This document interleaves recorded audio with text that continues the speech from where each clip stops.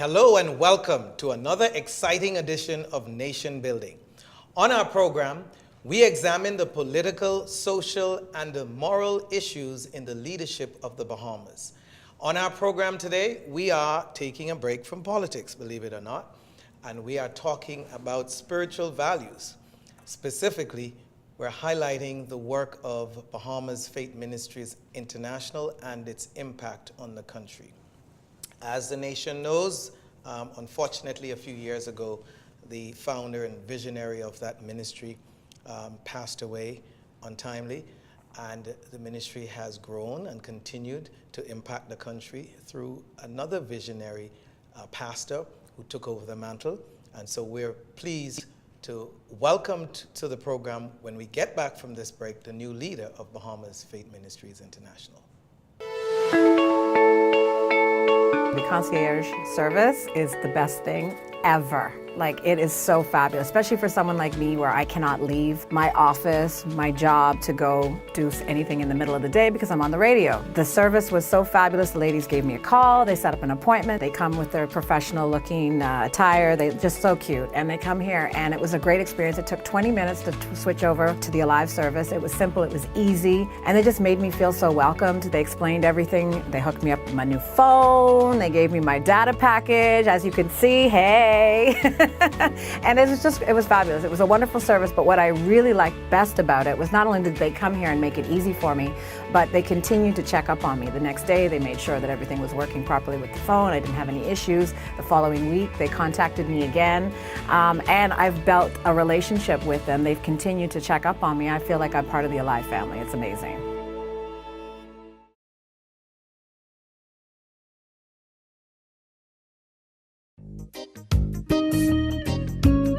Who said you can't get great quality products at an affordable price? If you want the best quality food products at the most affordable prices, you must pick up the Jamaica Bahama brand of fine quality products at your favorite food store. Products like Jamaica Bahama Coconut Water, the most healthy and refreshing drink on the market. Jamaica Bahama Fruit Punch, the only fruit punch in the Bahamas made from real fruit. Jamaica Bahama Coconut Milk, green pigeon peas with coconut milk, condensed milk, kidney beans with coconut milk, corned beef, green pigeon peas, mackerel, and corn. Jamaica Bahama's fine line of products is available at all your favorite food stores and convenience stores nationwide. Telephone 351-8282 in Freeport and 341-4091 in Nassau. I don't want to wait.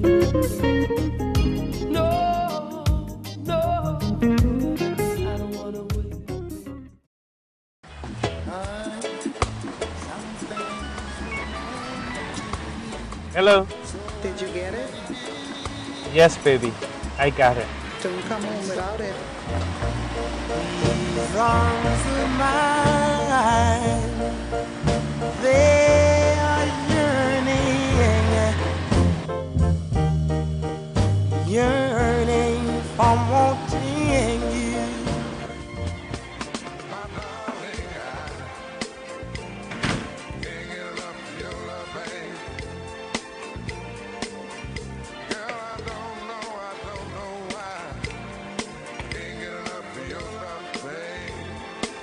Where is it? Strongback is distributed by Jamaica Bahamas Import and is available at your favorite food or convenience store nationwide. For more information, call 341-4091 in Nassau and 351-8282 in Freeport.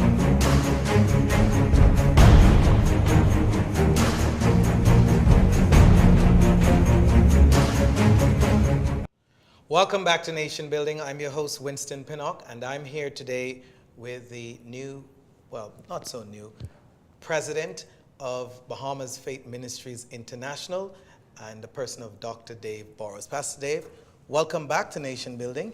My pleasure. You've been here before, Yeah. and we had a very interesting and lively discussion leading, I believe, up to the elections of 2017 in our country. Today, though, we have a more important thing that we're going to focus on, which is the ministry that you lead. We're looking back at the impact of the ministry on the country, and it's well noted in our country's history the impact of that ministry from a spiritual point of view and socially as well on the Bahamas. And so today in this opening segment, we want to share with the country a little, for those who might not know, how the ministry got started and became such a dynamic force to the point where it has impacted churches across the country, near and far. So let's jump right in, and let me first of all ask you, the founders of the church, can you say to the nation who started the ministry and how did this whole process begin? Well, the visionary of the ministry was Dr. Miles Monroe. And when he returned home from college, he had this plan that he had put together about starting a ministry. And I attended ORU as well. Pastor Richard attended ORU, and Pastor Henry was his brother-in-law. And so he called us together, and he shared the vision with us, and he asked us if we would join him. And after each of us reviewed the vision, we all decided, yes, we're on board. Just like that? Yeah, well, the thing about it is, Dr. Monroe always wrote everything down with details. He had details about how many people were coming, what was going to happen, all of that type of stuff. And I didn't grow up in church, so to speak. I grew up as a little boy in church, but I had left the church, and I wasn't really interested in church as I knew it. And because I had been exposed to the type of worship that he was talking about and some of the things that he was talking about, it was exciting for me. And Pastor Richard, having also been exposed to ORU, he was on board right away. And that is Dr. Richard Pinder you're referring to? Yeah, Dr. Richard Pinder. So everybody was on board from the beginning. So he sold a good vision to you all. Oh yeah, we were excited about it. I mean, the things that he outlined to us, everybody was excited. So the founders of the church, as you recall, in that initial stages, you then, how long did it take from the inception of sharing that vision to actually start meeting, and where did you meet?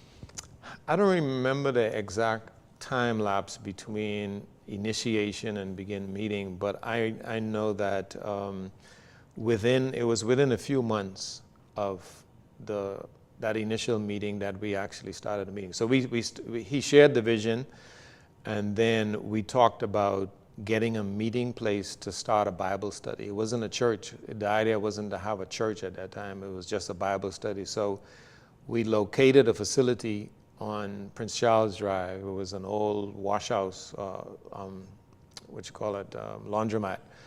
And so we located that, and I think it was about 7 of us who began the ministry. So we started meeting for Bible studies on Friday nights. After a period of a few months, it grew rapidly. And as it grew, we knew that we needed a new location. In fact, we ended up being given an ultimatum to move from the location that we were at, but we were already outgrowing it. So we moved to Bay Street in where they used to have Tropical Shipping, the building right there, Rubens, where Rubens was. And we met there for a while. And then we moved to what would have been the Balmoral Beach Hotel. In the process of that time, we began formulating the paperwork for the ministry. So we had a vision, we were meeting, we had a Bible study, but there was no official documents. As we began to grow rapidly, we saw the need to incorporate an entity. The interesting thing about it is when we were talking about incorporating an entity, Dr. Monroe said at the beginning, he said, look, I don't want a church. He said, it will involve a church, but I don't want a church. So we developed a proposal for a nonprofit entity that involved a church, but it wasn't a church. So it was called BahamasFaithMinistries International. And there was no mention of a church in the name initially. And that's why a lot of people get confused when you would say sometimes, okay, you're a president, you're a senior pastor. Well, actually, there's 2 entities. You have BFMI, the nonprofit, and then you have Bahamas Faith Ministries Fellowship, which is the church. Interesting. The church, as I recall, and history, many say was a forerunner to religious tourism. Would you agree? Yeah, definitely, because we began meeting in the hotel. We attracted a lot of people from the hotel and all kinds of people. And then we began bringing in guests for conferences and seminars. I don't think conferences or seminars, international conferences and seminars, were that popular back then. So not at all. We were the precursor to religious tourism. Absolutely. Now, the ministry, I know you may not recall the exact timeline, but as best as you can, from the formation at the wash house to the hotel, rough estimates of the numbers that ended up forcing you to go to the hotel was about what, and the period, if you recall, was about? I think within 3 months of being at the wash house, we moved from 7 to about 50 people. And then when we moved to Bay Street, we moved from about 50 to 100. And that was another period of months. I don't think it was more than maybe 5-6 months. When we moved to the hotel, we grew from 100 to about maybe 300 within a period of about 2 years. And I think by the time as we left the hotel, we might have been as high as 400. And then we moved to Marquis Street. And from Marquis Street, we grew from 400 to about maybe 900. 1,000. Marquis Street was a turning point, wasn't it? It was. The impact of many of the young people who are leaders in various segments of the country now, in politics and other areas, joined the ministry. If I'm not a lot, if not most of them, a significant amount of them joined the ministry at Marquis Street, and was impacted then. What was your role at that time? From the initiation of the ministry, I functioned as an assistant pastor and specifically as the leader of the youth ministry. So I was the youth pastor. I formed the youth ministry at BFM and I led as youth pastor. I was also a member of the board of directors and a part of the pastoral team. So that was my role. And some have said, those who have been impacted by the ministry, that the ministry that you led in particular, but the church in general, but the ministry you led was the greatest, if not the greatest, one of the greatest force to impact socially the young gangbangers, if you will, of the country at the time. In a minute, what was the dynamism? What is it that was unique about what you did in leading that ministry to cause that impact in the 90s? Well, it's quite interesting how Bahamas Faith Ministries developed. You know, Dr. Monroe was a tremendous visionary. And I came into the picture, basically, I always say that I was an outlaw. I said when we started out with 3 preachers and a gangster. And so I didn't understand church terminology and church methodology. But I had an experience where my life had changed. And so I decided to go out and reach people like me.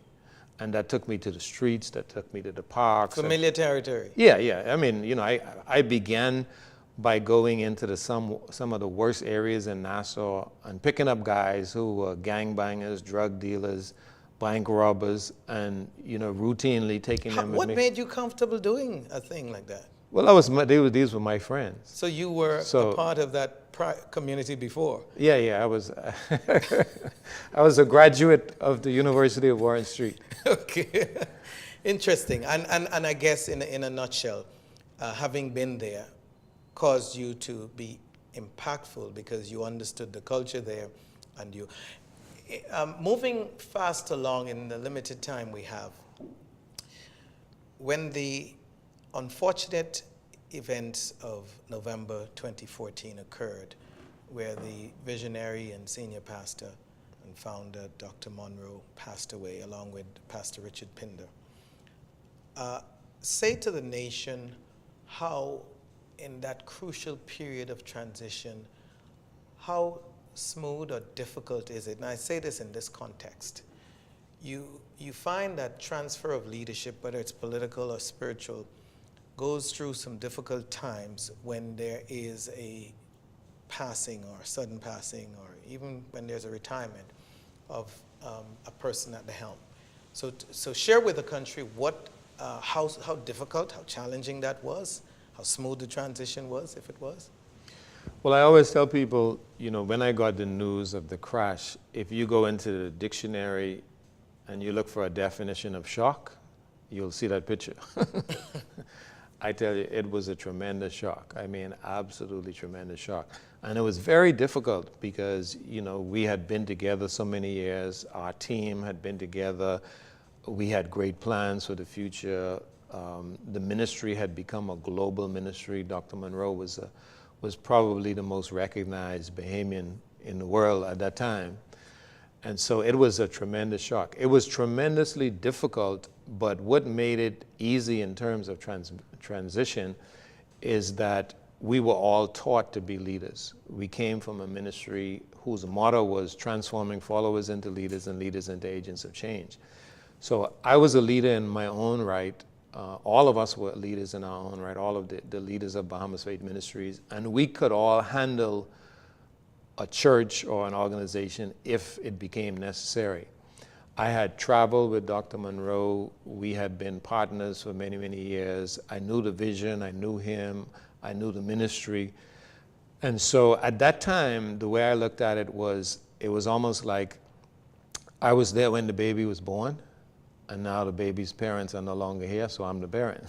So was that something that arbitrarily you decided you wanted to do, or was it a board of directors that said that they wanted you to serve? Well, it was one of those things where, you looked around the room and you say, who can carry the vision forward? And who's most familiar with the vision, and who's already in a leadership position. And basically, the board of governors at that time, we all decided together that it would be me. Okay.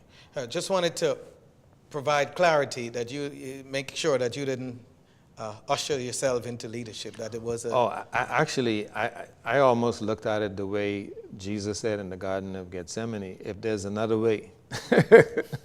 So one of the most important questions I have for you that I'm sure the nation will learn from today is, what in the world kept this team of men and women together for all those years in leadership, when the history of our country tells us that you start a ministry or you start an organization and success comes and everybody breaks off starting their own thing? What was the secret to keeping I think there were two keys. The first key was the power of vision.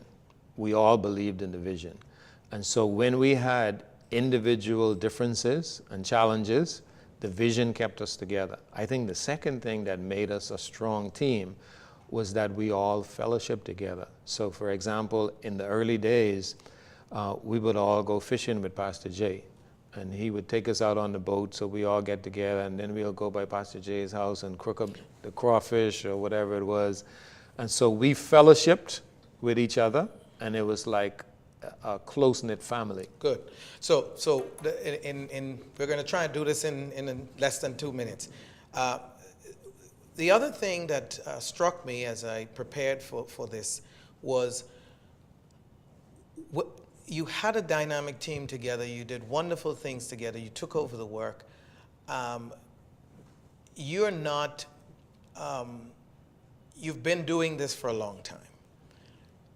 Is there a plan of transitioning to a younger generation, and what does that look like in terms of time?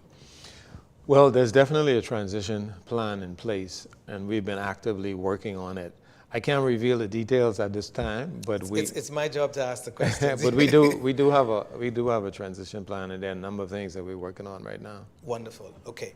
And then the final thing I wanted to talk to you about is as we look to the future, what is it that you think is the more outstanding things that the ministry has a desire of doing? Is there any plans to establish branches of the church in other islands or other places? And if you're looking ahead, what's ahead? Well, looking ahead, we are looking to strengthen and build on the vision. The vision is so clear that it's not time-stamped. So let's say, for example, you don't say, well, the vision is going to be 50 years. This is a vision that is open-ended. It's very clear where we're going. The timelines and the exact events in between are debatable and movable parts. But the vision is very clear. So we know that, first of all, we are a local church with a global vision. So we know that we are supposed to touch the world. Secondly, we transform followers into leaders and leaders into agents of change. And then the third thing is our message is the message of the kingdom. So those three components drive us forward. Now, would that, how that fleshes out is dependent upon the circumstances at the time, the environment, and the personnel available.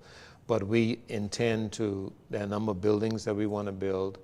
There are a number of initiatives that we are working on. For example, we are now incorporating global members. So this last year, we had a number of persons who have never been to the Bahamas who went through our membership class, because we have persons who consider themselves members of Bahamas Faith Ministries who in are other countries.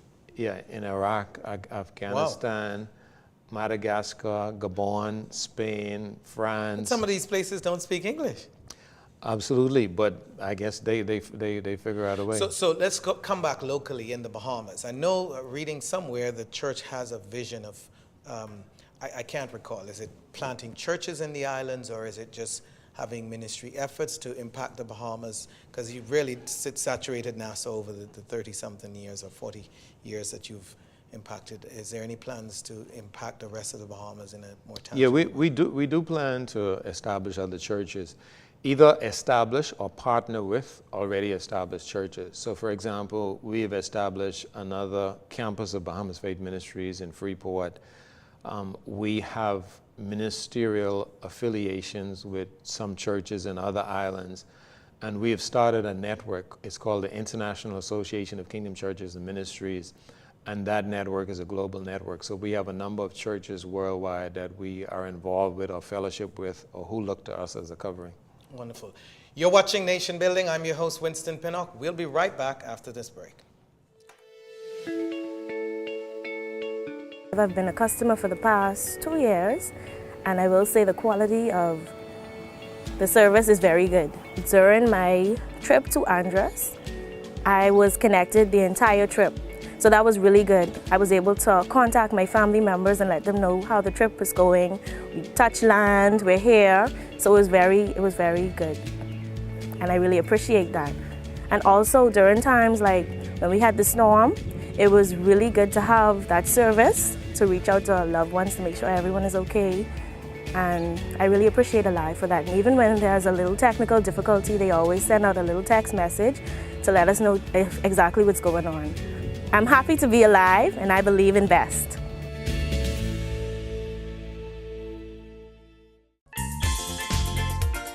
Hello, I'm Wendell Jones, and every time I sit down and I watch JCN television, I drink the Jamaica Bahama food juice. It's so pleasing to the palate. I've been cooking Bahamian dishes for generations. I now use Jamaica Bahamas product. The rice is very fluffy, very tasty, and good eating. Jamaica Bahama product is simply the best. As an insurance agent, my life is go, go, go.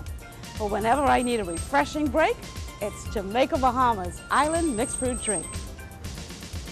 Good. Hi, I'm Debbie Bartlett from GEMS 105.9 FM. The effect that Island Junkanoo Juice Medley has on me is exhilarating.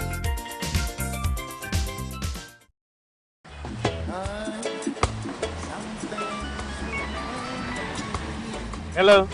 Did you get it? Yes, baby. I got it. Don't come home without it. These arms of mine, they are yearning for wanting you.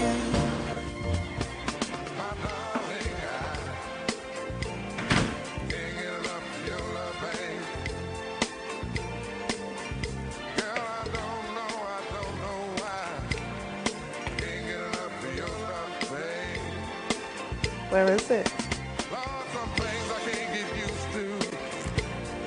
Strongback is distributed by Jamaica Bahamas Import and is available at your favorite food or convenience store nationwide. For more information, call 341-4091 in Nassau and 351-8282 in Freeport.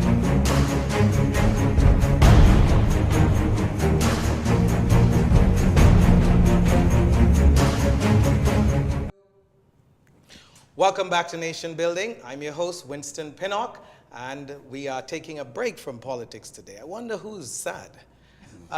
We are talking today about what is most significant, I believe, in the life of our country, which is spiritual values. And there are any number of churches in the country. I don't know if we can count them. But today we're talking about Bahamas Faith Ministries International, as was mentioned earlier. And we have two of the significant figures, them and their families, that would have been a part of the ministry for more years than I know, but they will introduce themselves and tell you how long they've been serving and been a part of that ministry and the impact that it has had on their lives, their family, and of course the Bahamas. And we're talking to Pastor Cipriana Bethel. Pastor Cip, welcome to Nation Building. Thank you, good to be Pastor here. Pat Roll. My pleasure. Welcome to our program. This is a very, very interesting period that our country is going through, and there are many of us who have the privilege to talk to the country that shares the belief and talk to our politicians that the church really is the organization that has the answer. BFM has impacted the Bahamas. There is no question of the transformative impact that the ministry have had. Of course, led in its infancy and the visionary Pastor Dr.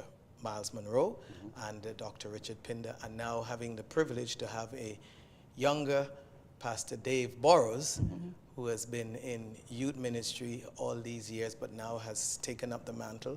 And so wanted you to share a little about the history of the ministry as it impacted your life and your family. And so Pastor, we'll start with the lady first. Okay. Pastor, can you share with us, first of all, how did you come into contact with Bahamas Faith Ministry and your role and your late husband's role in it? Well, thank you very much. About 35 years ago, actually my eldest child was probably about 3, and the youngest one at that time was 1. We came into Bahamas Faith Ministry through the invitation, actually, of Dr. Miles Monroe's wife, because we were all schoolmates. And that is Pastor Ruth Monroe. Yeah, both of us, Pastor Ruth Monroe, but we were all schoolmates at alma mater, Queens College. And so we were invited there, and actually I left my husband in the other church, and I just went. Was a little rebellious at that time, and he followed. He followed because we wanted something more, and we were able to find that at Bahamas Faith Ministry. And that move has impacted our lives from then to now. We actually understood what they were doing at that particular time, wanting to become change agents in the world that God had called them to, and so we thought that we wanted to be agents of change as well. And just for the record, your late husband, who was the minister of praise and worship, well renowned in the country, the late Pastor Mark Bethel, yes, has been tremendously impactful in his ministry as well. Yes, he was very impacting whilst he was alive. Of course, he learned a lot from Dr. Monroe and Pastor Wesley Smith at that time, who mentored him, and he was able to make a difference in how we worshiped. And that has left a legacy beyond our understanding, because when I visit churches today and simply see the dance, the movement of worship, and how it has transformed the life and the energy of our local fellowships, he definitely had an impact and in that was world. seen way back then as being even evil, I'm told, in some quarters. Eh? It was, but God has proven over the years that it was him who was operating. Wonderful, yes. Wonderful. Pastor Pat, yes. What is your story and your legacy? How did you come into BFM? Well, I started in 1982. Adeline, at the time, my wife, was pregnant with our first child. And one of my cousins came to me and she said, you guys have to go with us and hear this guy teach about the Word of God. And there was some pushback because traditionally Baptists, we were like, yeah, well, we grew up in this, so we don't need anything new. And I could remember that the Friday night when we got there, he was teaching on... and you're talking about Dr. Monroe. His topic was Caught with a Catch. And I remembered it because here was this little short guy, fella, speaking with so much authority, and not only speaking with so much authority, but being able to go to the Word and show you in the Word that what he was saying was not a fable. It was God, actual words that we sat in churches for years and never understood. And that had an impact on me. And I said to my wife that night, you know, I don't think I'm going back to my church. And that same night? That same night. And I said, I got to find a way to say to my pastor that I'm going to start going to another church. Well, of course. You were caught with a catch. I was caught with a catch. And it was significant because I remember the night when we went home, we literally sat up in the Bible, sat up in the bed, and we went through every single scripture that he had spoken about to make sure he was actually telling us what he was saying, because he was going so fast. And we went through and we stayed up the entire night just going through the Word. And it had such an impact on us. I think both of us went back to our several churches once. I spoke with my senior pastor then at the time and told him what I was going through. And then we actually, to make a long story short, started coming to Bahamas Faith Ministry. And that was 1982. And we've been there ever since. Wonderful. And both of your children's, your family obviously, and your children have been significantly impacted by the ministry. They're all raised in the ministry. Yes. Yes, yes. Interesting that you convinced your wife and she convinced her husband. and both of them, of course, served in significant capacity. Yes. It was the foundational stage of the ministry. Yes. It was. One of the other things that at least that caught us was he was the first person I saw who spoke about a vision that he had, not so much for himself, but for his people. How can I impart this vision that is really my vision, but belongs to everybody? How can I get followers to become leaders, and understanding that every provision that God has for me, it is also there for them? How can they grab a hold of that? And I think when we look around at the Bahamas, when we look at all the ministries in the Bahamas, we see that the impact that his vision had is still affecting the churches now. Yes, and I would totally agree with you. He was a visionary leader, and it was the vision that drove him, but it also drove those who submitted to his authority at that particular time. And that vision really engulfed us in growing and understanding and desiring and wanting more of God's presence in our life. And that we transferred to our children, basically deposited in our children, which basically gravitated them to want to make a commitment to even take a more of a leadership role in everything that they did. And my late husband, one of the things, he knew that he was a leader. He always knew that there was so much more to give. And so through the teaching, which was so vibrant and real and simple, and that was one of the things as well. It was not complicated, even to this day under our present leadership. The teaching is simply simple, and so people could apply, and that's what we wanted. We wanted the simplicity of the gospel and understanding the impact of the kingdom of God in our personal lives, so that we could influence those who our worlds, which we were placed in, and influence them into a relationship with God. So it was the simplicity of the gospel and the teaching, the purity of the teaching, that you could go home and you could research it. You could then share it, because out of it, we also had, even before what became known as cell groups, we had small fellowships meetings on Sunday afternoon with our friends and with our neighbors who came to our house, and we just sat after lunch and just shared and researched. So we were able to grow. And that's what I think one of the things that the ministry wanted as well. Having said that, what is it, Pastor Pat Rowe, that the ministries throughout the country have missed that Bahamas Faith Ministries caught onto, and the vision of the ministry that made it so impactful, quickly as we get ready to wrap up? I think what it was that when you came to Bahamas, there was always a lot of stories floating around about what quote-unquote Bahamas Faith Ministry is. And I think what they missed was everything that Dr. Monroe and Pastor Richard Pinder had belonged to everybody. Whatever they did it not for notoriety. They did it not because they wanted someone to think they're special. I mean, even when Dr. Monroe and Dr. Pinder wrote their books, they made a point to ensure that everything that they've written is not just for them, but if they leave this for us. I think what churches miss sometimes is because it's fine that I want to be a leader of a church, but my leadership should flow down to my congregation. And if I'm leading, if I'm the only person in the pulpit with knowledge and it's not getting to my congregation, then I will continue to have followers. Okay. All right. Pastor Bethel, Cipriana Bethel, you get the last word today in this segment.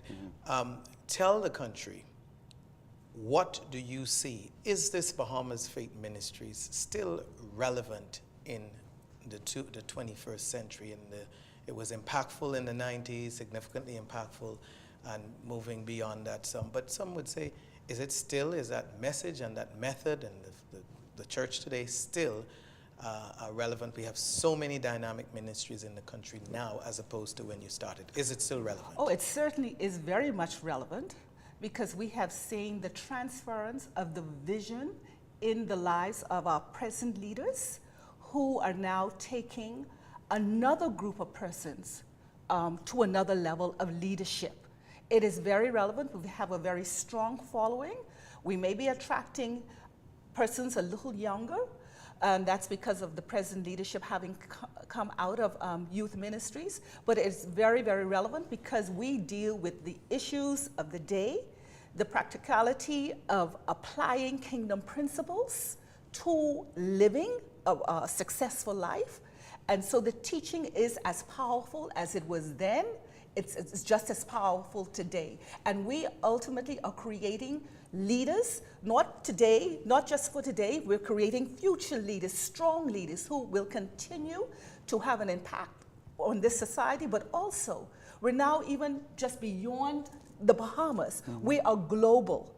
And those leaders are now living in other countries, not just the Bahamas, they're all over the world and impacting the world that God has called them to. So it's very relevant, it's going nowhere, and it will continue to have an impact in creating leaders for this nation. I'm almost tempted to ask you if BFM did that. You're watching Nation Building. I'm your host, Winston Pinnock. We'll be right back after this break. The concierge service is the best thing ever. Like, it is so fabulous, especially for someone like me where I cannot leave my office, my job, to go do anything in the middle of the day because I'm on the radio. The service was so fabulous. The ladies gave me a call. They set up an appointment. They come with their professional looking attire. They're just so cute. And they come here, and it was a great experience. It took 20 minutes to switch over to the Alive service. It was simple. It was easy. And they just made me feel so welcomed. They explained everything. They hooked me up with my new phone. They gave me my data package. As you can see, hey. And it was fabulous. It was a wonderful service, but what I really liked best about it was not only did they come here and make it easy for me, but they continued to check up on me. The next day, they made sure that everything was working properly with the phone. I didn't have any issues. The following week, they contacted me again, and I've built a relationship with them. They've continued to check up on me. I feel like I'm part of the Alive family. It's amazing.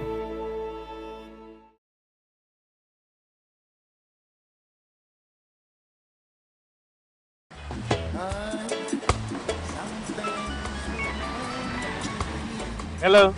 Did you get it? Yes, baby. I got it. Don't come home without it.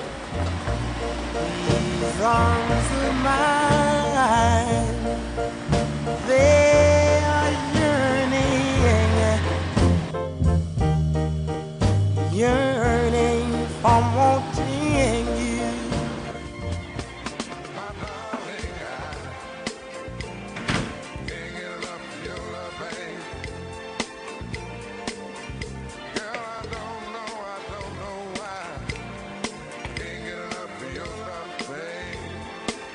Where is it? Strongback is distributed by Jamaica Bahamas Import and is available at your favorite food or convenience store nationwide. For more information, call 341-4091 in Nassau and 351-8282 in Who said you can't get great quality products at an affordable price? If you want the best quality food products at the most affordable prices, you must pick up the Jamaica Bahama brand of fine quality products at your favorite food store. Products like Jamaica Bahama Coconut Water, the most healthy and refreshing drink on the market. Jamaica Bahama Fruit Punch, the only fruit punch in the Bahamas made from real fruit. Jamaica Bahama coconut milk, green pigeon peas with coconut milk, condensed milk, kidney beans with coconut milk, corned beef, green pigeon peas, mackerel, and corn.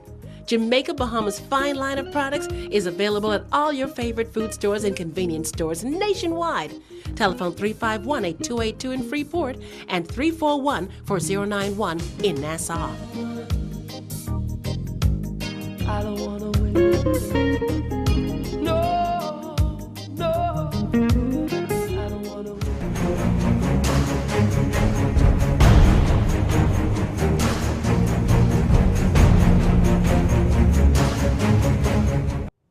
Welcome back to Nation Building. I'm your host, Winston Pinnock, and we are here today continuing a very, very interesting but a very relevant conversation about the impact of Bahamas Faith Ministries on the Bahamas. And we have two pastors from the ministry who have been impactful to that ministry, and I think even from its very, very early days joined the ministry, and they're here to share their stories on how they became a part of the ministry and the impact on them, and also to talk a little bit. So I want to introduce in this segment of the program, first of all, Pastor Jay Mullins. Pastor Jay, welcome to Nation Building. Thank you for coming. Here. Pastor Alan Monroe. It's a pleasure to be here. Wonderful. When I first met Pastor Alan, I thought he was the brother of Dr. Miles Monroe. Yeah. Pastor Alan, let's start with you, and then we'll come to Pastor Jay. Just in brief, what brought you to BFM, and what impact has the ministry had on your life, your family? What brought me to BFM was I was in a former church, and everybody was in a I was invited, and it took me a while to process the timing of going.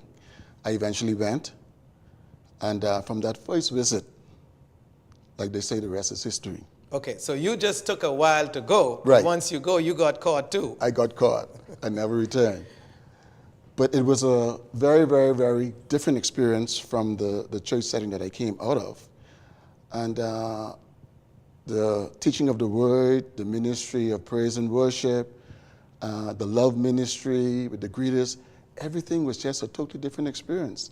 In fact, with me being asked to go and visit BFM in the hotel, I said, is this a Bahamian thing? Church in a hotel? Church in the hotel? Never heard of that, in my upgrowing. And so I said, boy, I got to think about this some. And I did thought of it.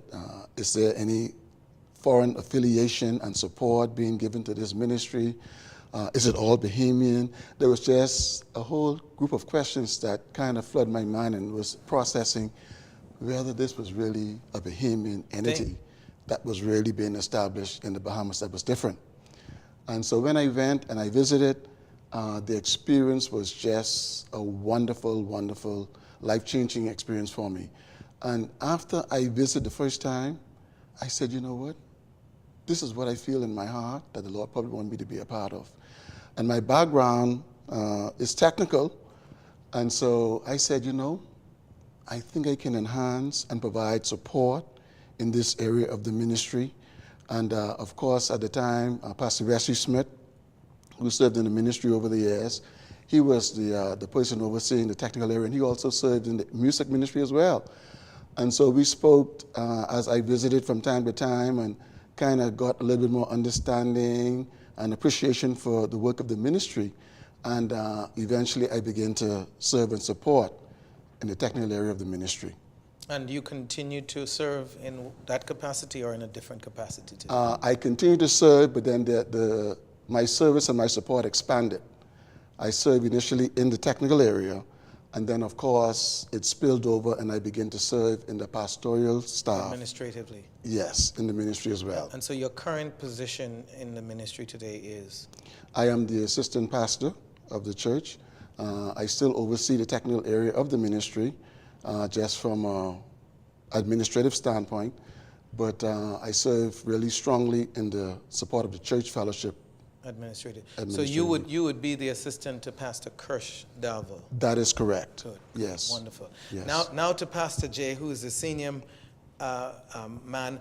I struggled when we were preparing. Isn't Pastor Jay, aren't you one of the foundational pastors of the church? Are you?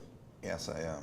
But as you heard Pastor Dave might have said, it was just those four at the very beginning.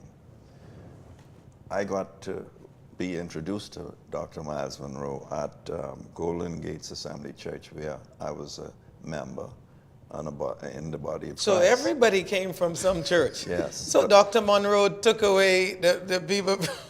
No. That wasn't his intention, I'm sure, but of course, everybody of course left. not. Go ahead. You see, it was God who orchestrated this, the whole thing, really.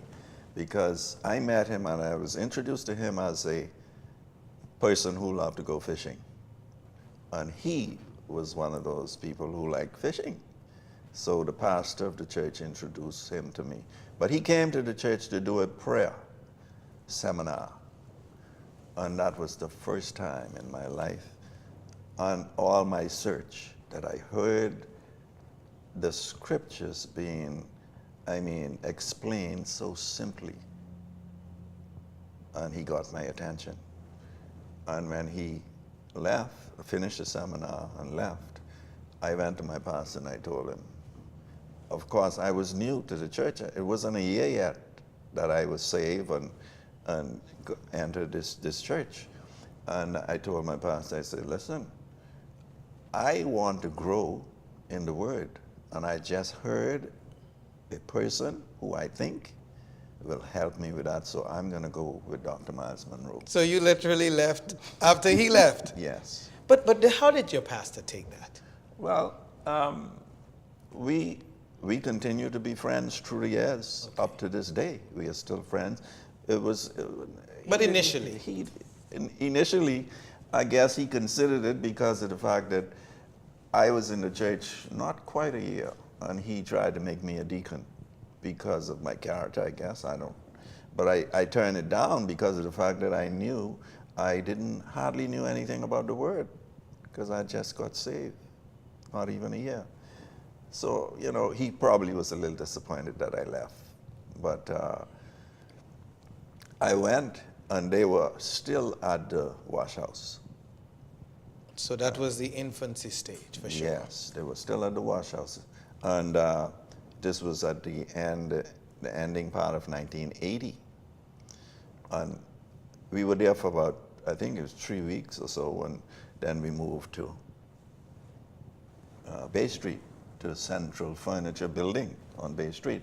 And that is when Dr. Monroe approached me and said, listen, I've been watching you over the past couple of weeks and couple of months, and the Lord told me that you are going to be one of my leaders. Just like that? Of course. I asked him if he was joking. At the time, I was a police officer with Royal Bahamas Police Force. Police Force in the CID investigation department. And I said to him, listen, you sure you heard from the Lord? I said, because I never went to no high school and I've never went to college. Nothing like that. And Dr. Monroe said to me, he said, you see this book? Meaning the Bible.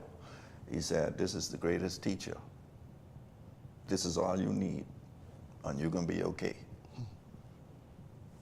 And that's how it happened. Well, it went on, and we moved from Bay Street and went to Balmoral Beach Hotel, where, well, let me go back here a little bit. at Bay Street, I started recording all the messages that Dr. Monroe was teaching every Friday night. Audio or video? Audio. And with a little boom box. When he started with the speaker, I just put the boom box right by his time. And he noticed it. And he got a tape machine that could produce one tape at a time. And those cassette tapes back Yes, yes. And I started doing that. People started buying the tape. I had to take orders and prepare them during the week for the next Friday, so when the people come, they have their tape. And then we moved to Balmoral. Innovation. Yes. At the time. And we moved to Balmoral Beach. And Dr. Monroe said to me, listen, I want you to develop a tape ministry. Of course, that was foreign to the Bahamas. No church has ever done that before then. And I said to him, I don't know anything of it, you got to show me what to do. Well, watch the wisdom of God here. Dr. Monroe arranged for us to go to Tulsa. He took me to Tulsa, introduced me to T.L. Osborne Ministry, Kenneth Hagin Ministry, Oral Roberts Ministry, and another ministry at the time was called Faith Christian Center, which was in North Tulsa. And he introduced me to them. And they showed me their tape department and how they operate and how they made all the tapes and all that kind of stuff and put them together in packages and everything. And I came back to the Bahamas in Bahamas Faith Ministry and started working on a tape ministry. I was, at the time, still a police officer working in CID. So there was times like 2, 3 o'clock in the mornings, I was down at the Balmoral Beach in this little room preparing people tape for the following Friday. And that's the way that started. So that's the foundation of that, which of course developed and blossomed to exporting stuff overseas. We don't have time to get into all of it, but that certainly was innovative to know that you had the initiative to get that started and to move along. Let me ask you then, in the limited time that we have, as you look back at all those years, and we've heard the refrain over and over again, and let me just quickly ask you, do you agree with the sentiments expressed by the now senior pastor and others about the reason as to why you all stayed together for the over 3 decades? Of course, I agree with it, because that is the way it really happened. So looking ahead, what do you see for the future of this ministry that you have invested your life in developing, that has impacted the country? What do you see ahead? Well, like you have heard, the vision is still alive and real, and it's still open. We still follow this vision, and there are plans for the future in the vision that we believe in. It was things like him taking me to Tulsa to show me these ministries that caused me to become really in touch with the ministry. And then let me tell you one little short story. We were in Tulsa a couple of years later at Carlton Pearson Church. Oral Roberts walks in the church by himself, came up and sat in the second row while Miles was teaching. And then he never do that. He always had a driver and somebody with him. After church, we met in Carlton office, and Oral Roberts said to Miles, I came to find out when are you going back home? And Miles told him, we go in tomorrow morning. And he said, cancel your flight, I'm going to take you. He took us. Took you back to Nassau? Took us back. He only took us as far as Palm Beach because he was not prepared. The pilot was not cleared to come into Nassau. But what the purpose of the trip was, he wanted to talk to Miles. He wanted to make Dr. Monroe president of the university. And that's Oral Roberts University in Yes. the U.S. And because we're running out of time, why did that not happen? That's what I wanted to reach to. It didn't happen because, and it caused me to realize the vision was real. Dr. Monroe said to him, I appreciate the offer, but I can't do it. I have to go back home to my people because I have a vision for my people. Pastor Allen, you get the last word. Give us, in a minute, what is your, as you look ahead, what do you see the ministry accomplishing in the next 10, 20 years? Well, what I see the ministry accomplishing in the next 20 years is a lot of followers being converted to leaders and leaders into agents of change. Of course, the vision is very much alive. The visionary has gone on, but we have a new visionary leader in the form of our senior pastor presently, Dr. Dave Burrows. And what I see him doing, and his energy and his strength and his drive, focusing on developing those upcoming. I've seen a tremendous amount of the persons who served in the youth ministry when he was in that area serving are now leaders, now pastoring. From time to time, they come in to serve and to minister the word of God in the house here at BFM. And so what I see is a greater level of those younger generational leaders emerging, coming up and taking charge and taking the gospel throughout the corners of the earth. What shall I say? You're watching Nation Building. I'm your host, Winston Pinnock. It's been a pleasure to bring you this broadcast today. And on behalf of all of us at Nation Building, want to wish you a blessed week and stay tuned for the next edition on our program, Nation Building. I've been a customer for the past 2 years, and I will say the quality of the service is very good. During my trip to Andros, I was connected the entire trip. So that was really good. I was able to contact my family members and let them know how the trip was going. We touched land, we're here. So it was very good. And I really appreciate that. And also during times like when we had the storm, it was really good to have that service to reach out to our loved ones to make sure everyone is okay. And I really appreciate Alive for that. And even when there's a little technical difficulty, they always send out a little text message to let us know exactly what's going on. I'm happy to be alive, and I believe in best.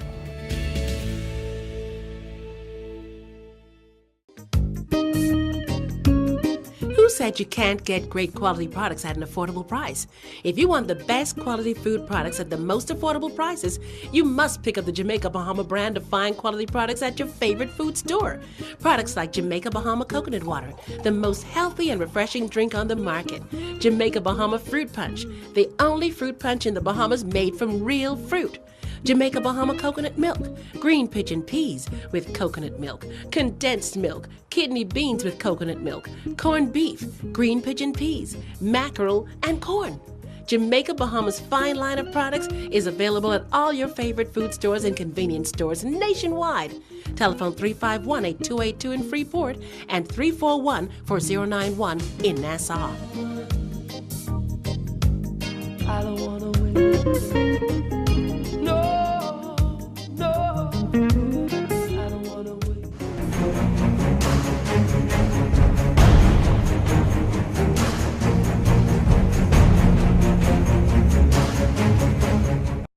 Welcome back to Nation Building. I'm your host, Winston Pinnock, and today we are talking religion. Well, we're talking about spiritual growth and development of the country, and specifically we're talking about the history of Bahamas Faith Ministries International, its impact on the Bahamas, and of course in this segment we're talking to a very, very significant founding member of Bahamas Faith Ministries International. She is Pastor Sheena Pinder, who of course is the wife of the late Dr. Richard Pinder. Pastor Sheena, welcome to Nation Building. Thank you. It's my pleasure to be here. Wonderful. And of course, Pastor Sheena Pinder has been faithful in supporting her husband over 30 years in ministry. And through the journey of Bahamas Faith Ministries International, she's been there as a pillar of strength to, not just a pillar of strength to her husband, but to the ministry as a whole, and been a part of his leadership team. So there's no more fitting person that I know that can speak to how Bahamas Faith Ministry got started, your recollection of it, and also to tell our viewers in the Bahamas how you and your late sister end up being married to the founder, to the president and vice president of BFM? Oh, wow. Well, very briefly, I'll just like to say that I got saved as a teenager, and of course, my sister Ruth and Dr. Monroe were dating, and the Visionaires was a very instrumental group as far as spiritual growth and spiritual excitement in the country at the time. And so I joined her in going around New Providence anyway, with the group, all of their singing assignments and being a part of that. Very excited about the Lord, very excited about what the vision is. To be clear, you weren't singing, doing. right? I wasn't singing, no. I actually went because, of course, with her and Pastor Miles dating, he up on the stage singing, she would have to be sitting by herself. So I had to go to keep her company, whether I wanted to or not. I had to go to keep her company. And so that's how my excitement about the Lord and what Pastor Miles was doing and all of that in the country. And at the end of one of those concerts, after he had started Oral Roberts University, the first semester after that, he introduced me to his new friend that he met at Oral Roberts University, which happened to be Pastor Richard. They left Nassau at Christmas, they went back to school, and Pastor Richard and I started corresponding to each other. And that is really how our relationship began. Just corresponding, talking as friends, telling me about himself, and then we would come home during the summer. So the entire time of our dating, he was in college, either at ORU or University of Kentucky. But we were dating all through his college years. And that relationship grew, of course. And then I started hearing about this vision, about all of the talks he and Pastor Miles had at school, because I of course didn't know about any of this before.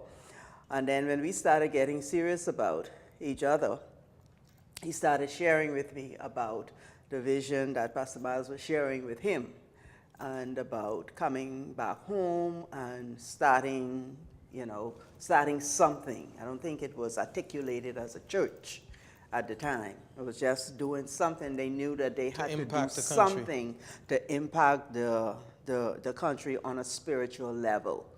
And we were very excited, very young, very excited about it. I was 22 years old when BahamasFaithMinistries started. And I remember the excitement that we started adding those with. numbers of years don't reflect how you look at all. Why, thank you. Thank you. Yes, I was 22 years old, and very excited and serious about God, wanting to grow in the Lord, wanting to see so many things that I couldn't articulate at the time. I only knew that the excitement was there to just do things for the Lord, to just grow in the Lord. So specific, all right, so you've shared basically, because I know we have a limited time, you've shared the love affair, how the couples got together, and then of course they came back home and you all got started. Yes. In a minute, how precisely though did the formation of the church occur, and the 4 or 5 men or couples that came together? Well, when we started, we came together as a group, Pastor Miles, Pastor Ruth, Pastor Richard, and myself, Pastor Henry and Sheila, Pastor Francis. Dave, Pastor Henry and Sheila Francis, Pastor Dave Burrows, who was not married at the time. And we started just meeting together, talking about the vision, and then we started meeting together just for prayer.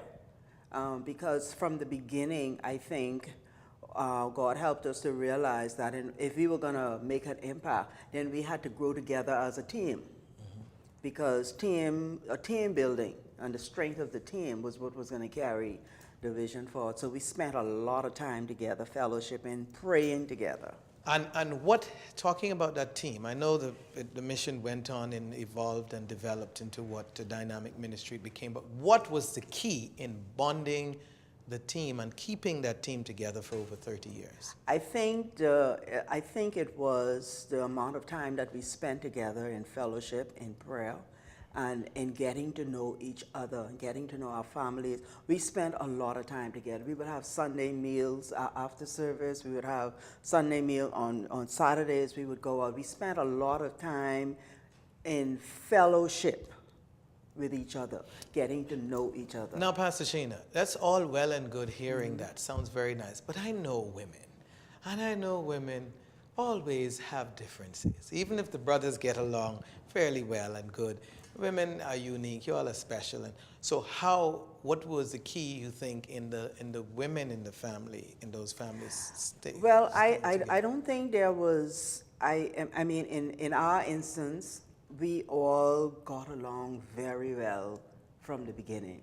I can't think of instances where you had to put up with somebody, where I just put up with someone just to put up with them. So you think the secret was the building that fellowship, the relationship, yes. Through spending quality time? I think that was the secret for us. And do you think that secret, that is a tool that can be used to unite any grouping of people, the quality time they spend together? It's based on relationship. Now, I have to jump along and hasten because of time and talk about the not so nice days. And unfortunately, in 2014, we all know and the country knew it was a time of mourning for not just the country but the world when that unfortunate accident in Grand Bahama in the plane crash. And so my question for you is, for the benefit of people in our country who have faced misfortune and challenging situation, tragic situation, wanted you to take a minute or two and just to share under such circumstances, what was the secret to you managing over the last several years and coping and making it through to presenting, sitting here today and just looking at you, you wouldn't recognize that there was a great loss in your life. You've really handled this as great as anybody I know. So what was the secret to doing that? The secret for me is a strong relationship with God. Like I said, I became a Christian and gave my life to the Lord as a teenager. From the time I gave my life to the Lord, Pastor Ruth, Pastor Miles, Pastor Richard were all a part of that. They were part of my growth, a part of my development in the Lord. So I grew spiritually and in every other way with them in my life as a team. Us as a team, moving together in ministry. They were part of my life. They were family. They were in my private life. There wasn't a life that I had apart from them. So in 2014, the devastation was great. And without the Lord, I would not have made it, because He helped me to refocus on Him as opposed to refocus on what I had lost, and on myself, and grieving and thinking about me and what I had lost. He helped me to refocus on Him and who He was to me and my relationship with Him, and the fact that I might have lost, yes, but He was still there. He was still the reason for me being here, and I still had Him to help me go through it. Mind you, I still had and still do have those very bad days when I want to have a pity party, because I think I deserve to have a pity party. You know, I think I deserve to have a day when I just sit down and mope and moan. But the Lord, He never allows that to happen. He always has someone to call me, someone to send me an email or WhatsApp or whatever, someone to come by to just encourage me in the Lord. And that is what He has been doing. And I think it is mainly because I had a relationship with Him, a firm, serious relationship with Him long before 2014. So you cannot wait until the crisis happens before you start getting a relationship with the Lord. It's too late then. You need to be in that relationship. And before just for history and the record, at any point in that planning of that trip, were you scheduled to be a part of that trip? To Freeport. To Freeport. Yes. Well, I, as one of the coordinators for the conference, I would always have to go down ahead to make sure that everything is set up and all of that. And so initially, we were all scheduled to go down on the Saturday, and then plans were changed, and the entire staff was going down on Sunday, so I knew I had to go ahead of time. So you were never So scheduled? I was never scheduled to stay behind. The last question I have for you is, you are the sole survivor of the couple, the president and vice president, and that initial team. And I know there are others, Pastor Dave, who's now the president, who started, but their children, I think 4 kids, the adult children of the couples that led the ministry that was left. And I think one of and this is something I heard from several people in those difficult days, that you were the strongest person that God could have chosen to have been left to steady the family, if you will. Was that true, really? Well, and how are you managing, and even to now, to continue to provide I don't know support? that I was the strongest one. All I know that I was the one that was left. That the Lord took those 3 home. He left me with my 2 kids and with Pastor Miles and Pastor Ruth kids. The good part about that, and the part that I see is so strategic, is that from Charissa and Charo Monroe were infants.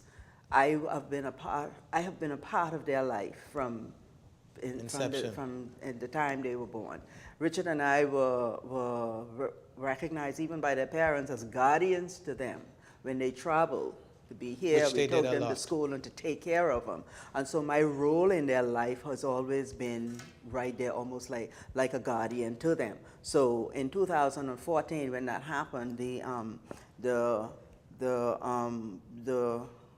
need or the responsibility of just surrounding them was just a continuation. It's a natural process. Just a natural and process. So we're closing. So what I would like for you to share in closing is the future of Bahamas Faith Ministries International. Pastor Dave Borras has taken over. We have the earlier part of this program has the interview with him and others.